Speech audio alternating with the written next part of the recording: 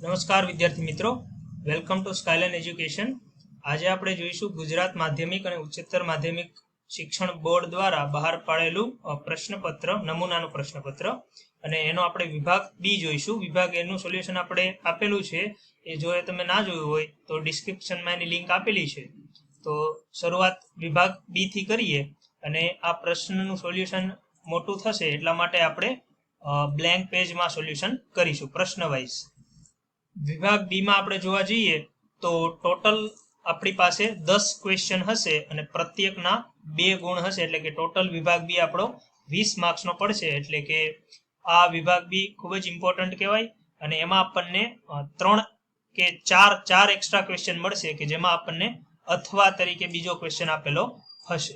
બરોબર છે. તો 25 થી લઈને 34 પ્રશ્નોનું આપણે સોલ્યુશન જોઈશું. તો સ્ટાર્ટ કરીએ આપણે પ્રશ્ન નંબર 25 થી. સમાંતર શ્રેણીનું nમું પદ શોધવાનું સૂત્ર લખો. તો આ સૂત્ર તો બાળપણથી આપણે જાણીએ છીએ. શું છે સૂત્ર?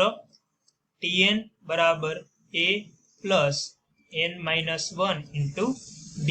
આ છે સમાંતર શ્રેણીનું nમું પદ શોધવાનું સૂત્ર. હવે આપણે n-4મું પદ શોધવાનું છે. તો જ્યાં n છે ત્યાં આપણે n-4 લખી દઈશું, એટલે કે tn-4 બરાબર શું થશે? a પ્લસ n ની જગ્યાએ n-4 લખી દેવાનું. n-4 અને -1 તો છે જ, ઇન્ટુ d. તો ગણતરી કરીએ તો આ શું થશે? a plus n-5 into d. હવે આ પ્રશ્ન એકદમ શોર્ટકટમાં પતી ગયો. આપણી પાસે જગ્યા પડી છે એટલે આપણે અથવાનો દાખલો પણ ગણી લઈએ. તો 7 વડે વિભાજ્ય હોય તેવી 3 અંકની પ્રાકૃતિક સંખ્યાઓ કેટલી? 3 અંકની પ્રાકૃતિક સંખ્યાઓ, પહેલા તો ટોટલ 3 અંકની પ્રાકૃતિક સંખ્યાઓ કેટલી આપણે જોવું હોય તો 100 થી લઈને 999 આની વચ્ચે જે આવશે બધી 3 અંકની થશે, અને આ પણ 3 અંકની થશે. આ સિવાયની એક પણ એવી સંખ્યા નથી, પ્રાકૃતિક સંખ્યા, કે જે 3 અંકની હોય. બરોબર. તો આ સંખ્યાઓ ટોટલ કેટલી થશે? તો 999 માંથી 99 બાદ કરી દઉં એટલી થશે, કારણ કે અહીંયા 1 થી લઈને 99 હશે એ આપણે લેવાના નથી. તો 1 થી લઈને 199 માઇનસ આ 99 કરી દઉં એટલે આપણને 100 થી લઈને 999 ની સંખ્યા મળશે. એટલે કે ટોટલ આ કેટલી સંખ્યા હશે? 900 સંખ્યાઓ. હવે 900 સંખ્યાઓમાંથી 7 વડે વિભાજ્ય કરવી છે, તો 900 ને 7 વડે ભાગી નાખવાના, અને એને આપણે જે પ્રાકૃતિક સંખ્યા હોય, નેચરલ નંબર, એ આપણે લેવાનો. તો આ અપૂર્ણાંકમાં સંખ્યા આવશે એનું નાનામાં નાની પૂર્ણાંક સંખ્યા લઈ લેવાની. તો 900 ભાગ્યા 7 કરીએ તો કેટલા થશે? 1 20 વધે એટલે 7 દુ 14 અને 60, એટલે કે 8 સત્તા ને 56. પોઈન્ટમાં કંઈક આવશે 4, એટલે કે 7 પંચા 35. આ રીતનું આગળ પોઈન્ટમાં કિંમતો ચાલતી જશે. તો 128.5 આવ્યું, એટલે કે આનું માનાંકમાં બોક્સ ફંક્શન લઈએ તો આ કેટલા થઈ જશે? 128. એટલે આપણી પાસે 128 પ્રાકૃતિક સંખ્યાઓ એવી હશે કે જે 7 વડે વિભાજ્ય હોય તથા 3 અંકની હોય. આ હતું પ્રશ્ન 25 નું સોલ્યુશન. પ્રશ્ન નંબર 26 જોઈએ.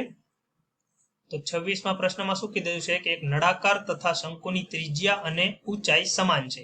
એટલે કે સપોઝ કે આપણો એક નળાકાર છે, બરોબર, આ ટાઈપનો, દોરતા ફાવતું નથી થોડુંક, અને આ એક શંકુ છે. તો આ બંનેની ઊંચાઈ અને ત્રિજ્યા કેવી છે? સરખી છે. ત્રિજ્યા આપણે r કહી દઈએ, ઊંચાઈ કહી દઈએ h. તો નળાકારનું ઘનફળ એ શંકુના ઘનફળથી કેટલા ગણું થાય? તો આ પ્રશ્ન સોલ્વ કરવા માટે આપણને નળાકારનું ઘનફળનું સૂત્ર આવડવું જોઈએ, જે શું છે? પાઈ r સ્ક્વેર h. અને શંકુનું ઘનફળનું સૂત્ર શું છે? પાઈ r સ્ક્વેર h ના છેદમાં 3. તો સિમ્પલી આ જોતા શું લાગે છે કે આ 3 ગણું છે, કારણ કે શંકુના ઘનફળને હું 3 વડે ગુણાકાર કરું એટલે 3 ઉડી જાય અને મને નળાકારનું ઘનફળ મળી જાય. તો નળાકારનું ઘનફળ એ શંકુના ઘનફળથી કેટલા ગણું થશે? 3 ગણું. બરોબર છે. જવાબ આવશે 3 ગણો થશે. આગળનો પ્રશ્ન જોઈએ. અથવાનો પ્રશ્ન શું છે કે r ત્રિજ્યાવાળા અર્ધગોલકમાંથી કોતરીને બનાવેલ શંકુનું મહત્તમ ઘનફળ શોધો. તો r ત્રિજ્યાવાળો આપણી પાસે અર્ધગોલક છે, આ ટાઈપનો. એની ત્રિજ્યા આપણને r આપેલી છે. તો આમાંથી મેક્સિમમ ઘનફળવાળો શંકુ આપણે બનાવવાનો છે. તો મેક્સિમમ ઘનફળવાળો શંકુ આ રીતનો બનશે કે જેની ત્રિજ્યા પણ r હોય અને ઊંચાઈ પણ r હોય. કેમ? કારણ કે મેક્સિમમ ટચ કરશે ઉપર, એટલે કે h બરાબર r થઈ જશે. તો અને શંકુનું સૂત્ર તો શંકુના ઘનફળનું સૂત્ર તો આપણે અહીંથી ઉપાડી શકીએ. શું છે? પાઈ r સ્ક્વેર h/3. પરંતુ h બરાબર તો શું આપેલું છે? r, એટલે કે પાઈ r નો ઘન છેદમાં 3. તો આ મહત્તમ ઘનફળ થશે શંકુનું પાઈ r³/3, જે થશે આપણો જવાબ. આ હતું પ્રશ્ન 26 નું સોલ્યુશન. હવે આપણે આગળ જોઈશું પ્રશ્ન 27. પ્રશ્ન 27 માં આપણને શું કીધેલું છે કે એક ગલ્લામાં 50 પૈસાના 100 સિક્કાઓ છે. એકના 50 સિક્કાઓ. આ ટોટલ સિક્કાઓ આપણે ગણતા જઈએ. પેલા 100 સિક્કાઓ છે કેટલાના? 50 પૈસા, એટલે કે આને આપણે 0.5 રૂપિયા પ્રમાણે લખીએ, બરોબર? 0.5 રૂપિયા. હવે 1 રૂપિયા કેટલા 50 સિક્કા છે? 50 સિક્કા શેના છે? 1 રૂપિયા. 2 રૂપિયાના 20 સિક્કા છે, તો 20 સિક્કા 2 રૂપિયા. અહીંયા નંબર ઓફ સિક્કા એટલે કે સિક્કાઓની સંખ્યા છે, તથા અહીંયા કિંમત. 5ના 10 સિક્કા, એટલે 10 સિક્કા છે 5 રૂપિયાના. આ એક માળખું થઈ ગયું. આ રીતે લખો એટલે તમને વધારે આઈડિયા આવશે કે આપણે શું શોધવાનું છે, અને વધારે તમને સ્પષ્ટ રીતે જોવા મળે. જ્યારે આ ગલ્લાને ઊંધો કરવામાં આવે ત્યારે પાત્રમાંથી કોઈ પણ સિક્કો બહાર પડે તેની સંભાવના કેવી છે? સરખી છે. એટલે કે 5 રૂપિયાનો સિક્કો બહાર આવે એ પણ એટલી જ શક્યતા ધરાવે છે જેટલી 1 રૂપિયાનો કે 50 પૈસાનો સિક્કો બહાર આવે. તો સારી વાત કઈ થાય? 5 રૂપિયાનો આવે થાય. તો સિક્કો 50 પૈસાનો હોય એની સંભાવના કેટલી થશે? ટોટલ સિક્કાઓ કેટલા છે? 100, 50, 150, 170 અને 180. ટોટલ આપણી પાસે 180 સિક્કાઓ છે. તો એમાંથી 50 પૈસાના કેટલા સિક્કાઓ છે? 100 સિક્કાઓ, એટલે કે 0.5 રૂપિયા અથવા તો 50 પૈસાનો સિક્કો બહાર આવે તેની સંભાવના શું થશે? 5 ના કેટલા 0.5 ના કેટલા સિક્કા છે? 100, અને છેદમાં ટોટલ સિક્કા કેટલા છે? 180. તો મીંડું ઉડી જાય. શું જવાબ આવશે? 5/9. આ થશે સંભાવના. 5 રૂપિયાનો સિક્કો આવે એની સંભાવના કેટલી થશે? તો 5 રૂપિયાનો સિક્કો આવે એની માટે 5 રૂપિયાના કેટલા સિક્કા છે? 10. 10/180 થઈ જશે. એટલે આ તમે લખી શકો છો. 5 રૂપિયાનો સિક્કો બહાર આવે એની સંભાવના થશે 10/180, એટલે કે 1/18. બરોબર છે. આ હતું 27મા પ્રશ્નનું સોલ્યુશન. હવે જોઈએ 28મો પ્રશ્ન. તો 28મા પ્રશ્નમાં શું કીધેલું છે કે એક ડબ્બામાં 3 ભૂરી, 2 સફેદ, 4 લાલ લખોટીઓ છે. જો ડબ્બામાંથી યાદચ્છિક રીતે એક લખોટી પસંદ કરવામાં આવે તો એ ભૂરી હોય તેની સંભાવના અને લાલ ન હોય તેની સંભાવના કેટલી? સૌથી પહેલા તો આપણે પકડી કે જે લખોટી બહાર આવી એ કેવી છે? ભૂરી. પહેલા અહીંયા લખી દઈએ કે 3 ભૂરી, 2 સફેદ અને 4 કેવી છે? લાલ. તો લખોટી કેવી હોવી જોઈએ? ભૂરી. અને એક લખોટી પસંદ કરી છે. ટોટલ લખોટીઓ આપણી પાસે કેટલી છે? 4 ને 2, 6 ને 3, 9. ટોટલ 9 છે. ભૂરી હોવી જોઈએ. તો સંભાવના કેટલી થશે? લખોટી ભૂરી હોય તેની સંભાવના.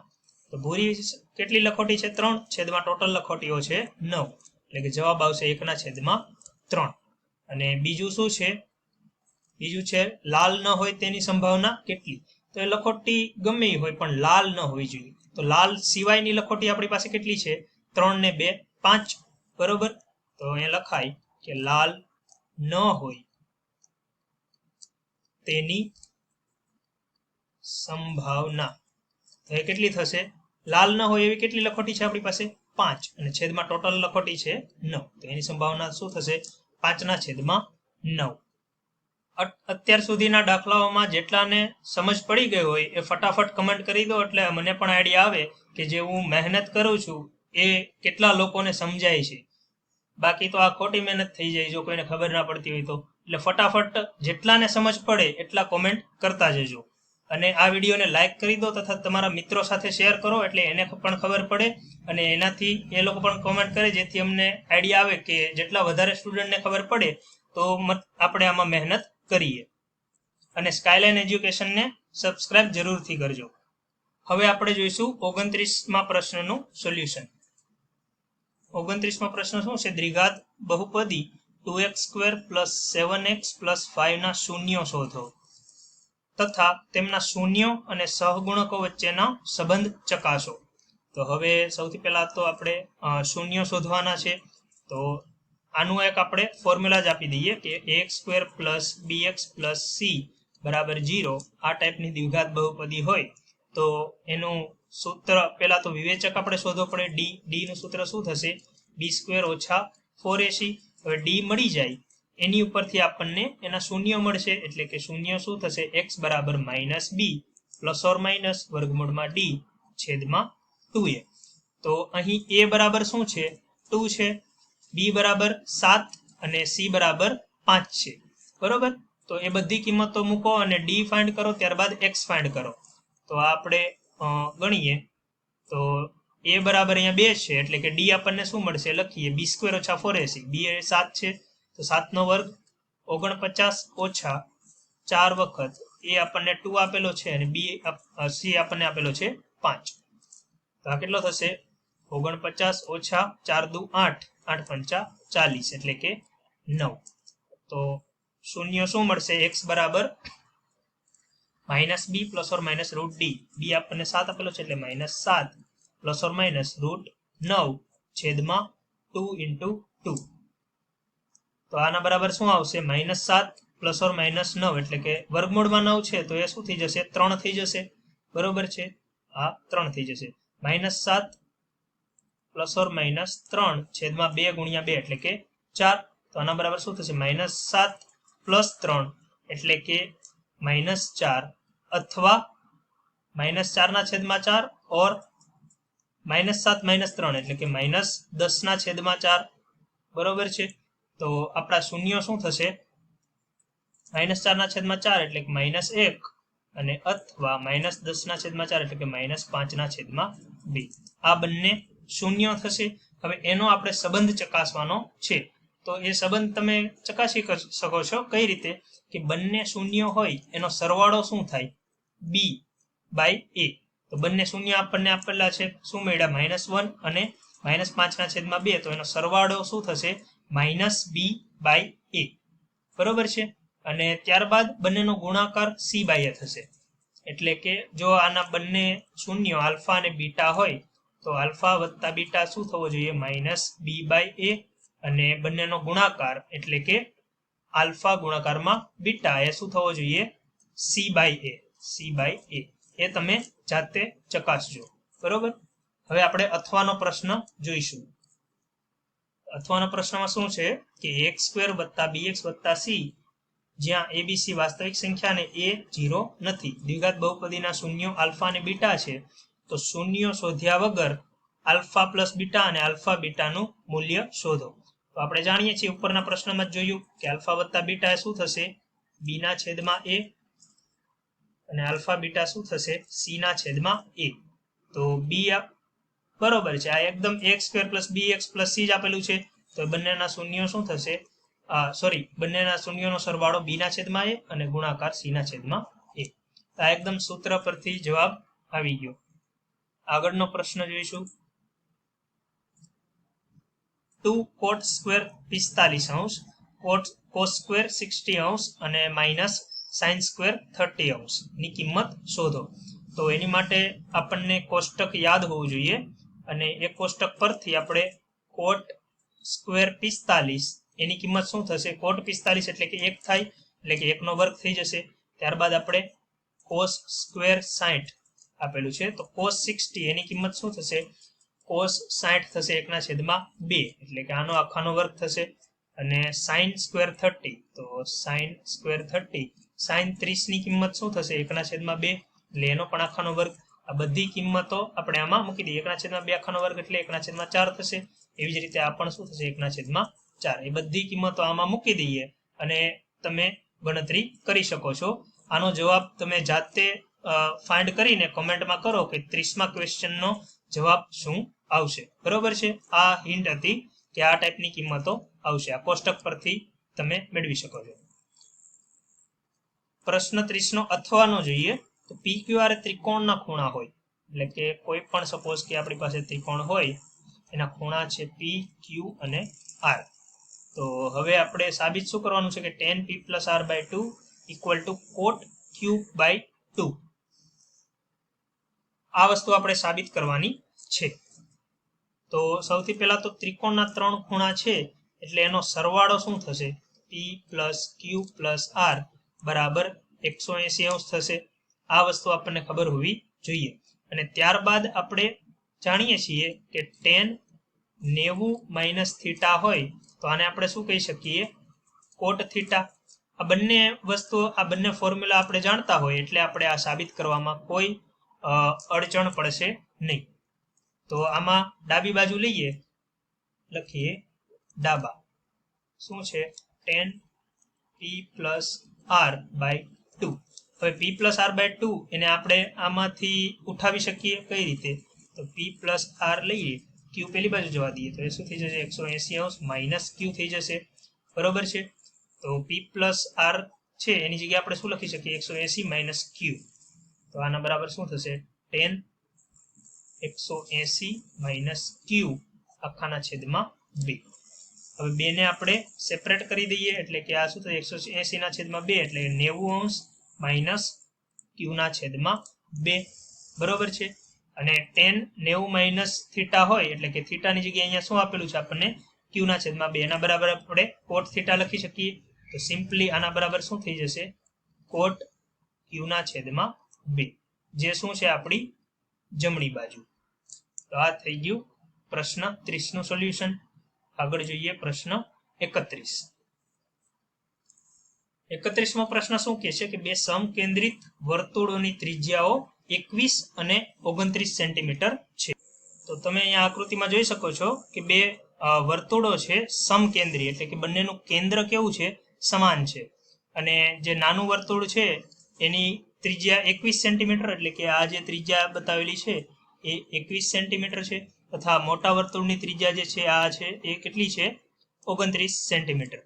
હવે મોટા વર્તુળની જીવા એ નાના વર્તુળને સ્પર્શે છે, એટલે કે મોટું વર્તુળ જે છે એની આ જીવા કહી દઈશું આપણે, એ નાના વર્તુળને જસ્ટ એક પોઈન્ટ પર સ્પર્શે છે.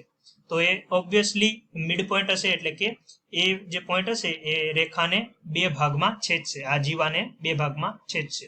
તો આપણે આ જીવાની લંબાઈ શોધવાની છે. તો આ આપણે જોઈ શકીએ છીએ કે પાયથાગોરસનું ત્રિકોણ થઈ જશે, કારણ કે જે આ રેખાની ત્રિજ્યા અને જીવા બંને એકબીજાને લંબ પર છેદશે. એટલે કે આપણે સપોઝ કે આ માપ જે છે એને x ધારી લઈએ તો જીવાની લંબાઈ શું થઈ જશે? જીવાની લંબાઈ એના બરાબર 2x થશે, કારણ કે અડધું માપ x છે તો આખું માપ શું થશે? 2x. તો પાયથાગોરસના થિયરમ ઉપરથી આપણે x ની કિંમત શોધી લઈએ. તો પાયથાગોરસનો પ્રમેય શું કહે કે કર્ણનો વર્ગ બરાબર બંને બાજુઓના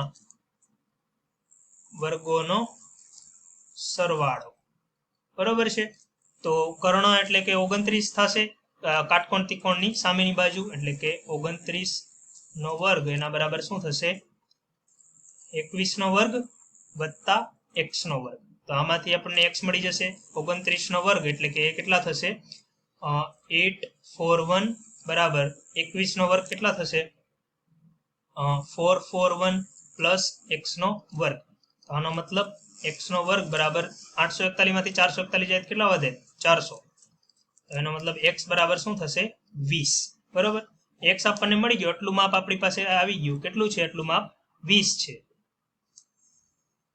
એટલું માપ 20 છે. તો આખું માપ જીવાની લંબાઈ આપણને આપેલી છે અહીંયા 2x, એટલે કે 2 ગુણ્યા 20 બરાબર કેટલા થશે? 40. 40 એ આપણી જીવાની લંબાઈ થશે.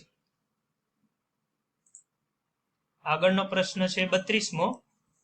એમાં આપણને કીધેલું છે કે 1.5 મીટર ઊંચાઈનો એક નિરીક્ષક એક ટાવરથી 28.5 મીટર દૂર ઉભેલો છે.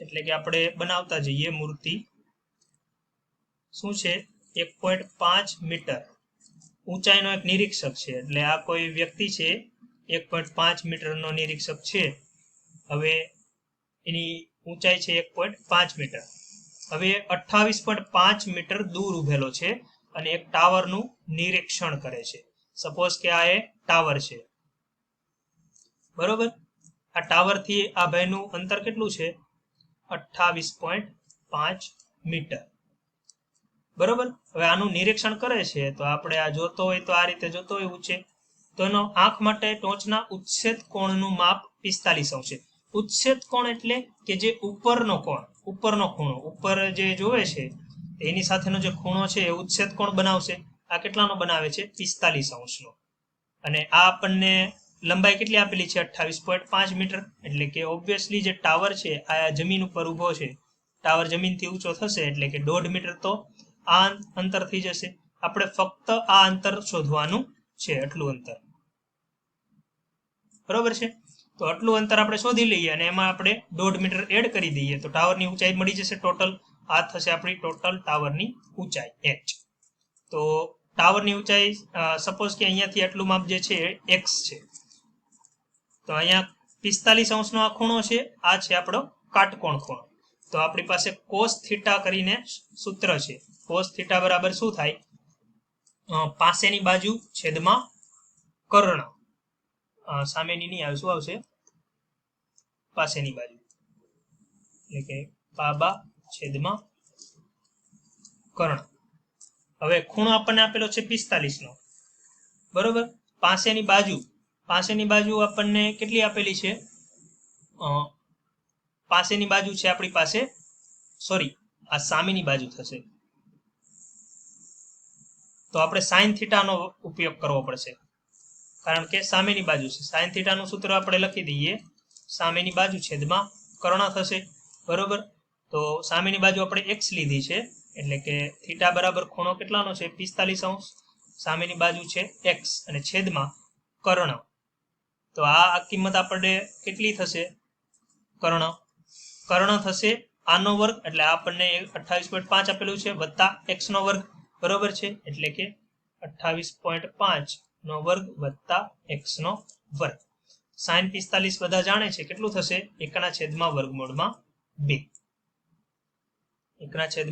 1/2 એના બરાબર સોરી આ વર્ગમૂળમાં આવશે ફરીથી કારણ કે કર્ણ છે તો બાજુના વર્ગોનો સરવાળાનું વર્ગમૂળ તો આ એના બરાબર શું થશે x/2 28.5 આખાનો વર્ગ અને વત્તા x નો વર્ગ બંને બાજુ આપણે વર્ગ કરી દઈએ તો આ શું થઈ જશે 1/2 બરાબર x નો વર્ગ થઈ જશે અહીંયા પણ વર્ગમૂળ ઉડી જશે એટલે કે 28.5 આખાનો વર્ગ વત્તા x નો વર્ગ 28 જે છેદ છે આ બાજુ લઈ આવીએ અને x આ 2 જે છે એ પેલી બાજુ જવા દઈએ અહીંયા લખીએ શું થશે 28.5 આખાનો વર્ગ બરાબર x સોરી વત્તા x નો વર્ગ બરાબર 2x નો વર્ગ આ x નો વર્ગ પેલી બાજુ જાય તો બાદબાકી થઈ જશે એટલે કે 28.5 આખાનો વર્ગ બરાબર x નો વર્ગ થઈ જશે તો વર્ગ અને વર્ગમૂળ બંને બાજુથી ઉડાડી દઈએ તો x બરાબર શું મળશે આપણને 28.5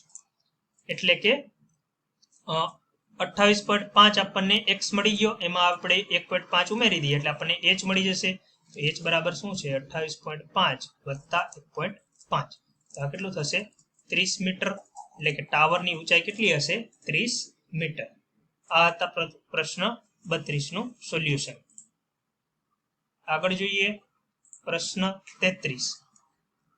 33 શું છે કે બે બિંદુઓ આપણને આપેલા છે અને એને જોડતા રેખાખંડનું p તરફથી કોઈ ગુણોત્તરમાં વિભાજન થાય છે ગુણોત્તર શું છે 3:1 તો એ બિંદુના યામ આપણે શોધવાના છે તો આની માટે આપણે સૂત્ર લખી દઈએ કે જો x1 y1 અને x2 y2 આ બે બિંદુઓ હોય એનું m જેમ n માં કોઈ એક બિંદુ તરફથી વિભાજન થતું હોય તો એ વિભાજન કરતા બિંદુના યામ શું થશે યામ બરાબર mx2 વત્તા nx1 ડિવાઇડ બાય m વત્તા n અને કોમા my2 વત્તા ny1 છેદમાં m વત્તા n.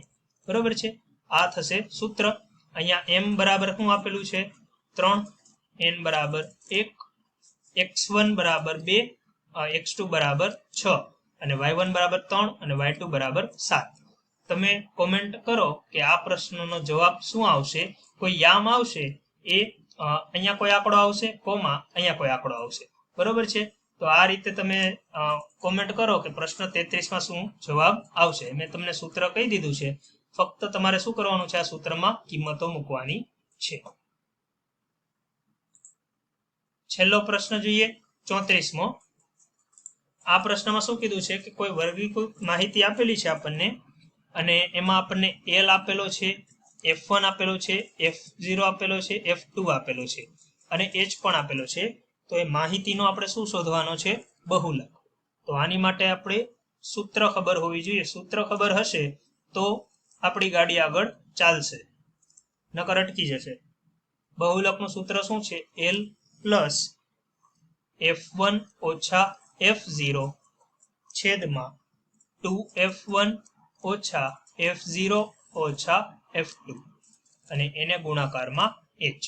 આ સૂત્ર અગત્યનું છે, બહુલક શોધવા માટેનું સૂત્ર છે.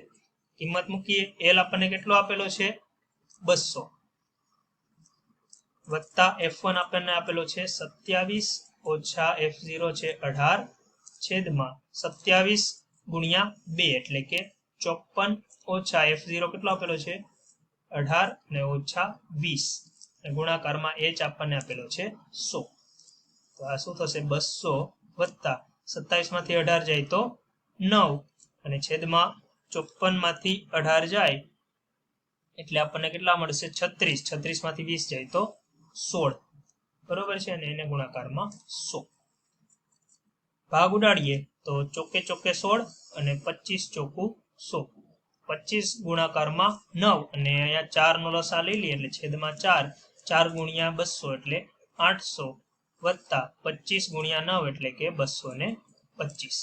બંનેનો સરવાળો કરીએ અને જવાબ શોધીએ.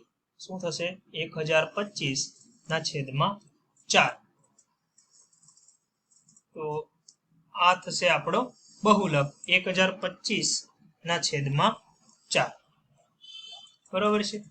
તો આશા રાખું છું કે આ વિભાગ બી ના સોલ્યુશનમાં તમને સમજ પડી હશે. ફરી એકવાર જણાવી દઉં કે જો તમને સમજ પડે તો કોમેન્ટ કરીને બતાવો કે તમને સમજ પડી છે, અને જે પણ પ્રશ્નમાં સમજ ના પડી હોય એક પણ કોમેન્ટ કરીને જણાવો, જેથી અમને ખબર પડે કે ક્યાં અમારે ઇમ્પ્રુવમેન્ટ કરવાની જરૂર છે. તો આ વિડીયોને લાઈક કરી દો, તમારા મિત્રો સાથે શેર કરવાનું ચૂકશો નહીં, જેથી તેમને પણ આ અગત્યની માહિતી જાણવા મળે અને પ્લસ એમને ઇમ્પોર્ટન્ટ ફોર્મ્યુલાસ ખબર પડે, તથા આ ચેનલને સબસ્ક્રાઇબ કરવાનું ભૂલતા નહીં. ધન્યવાદ.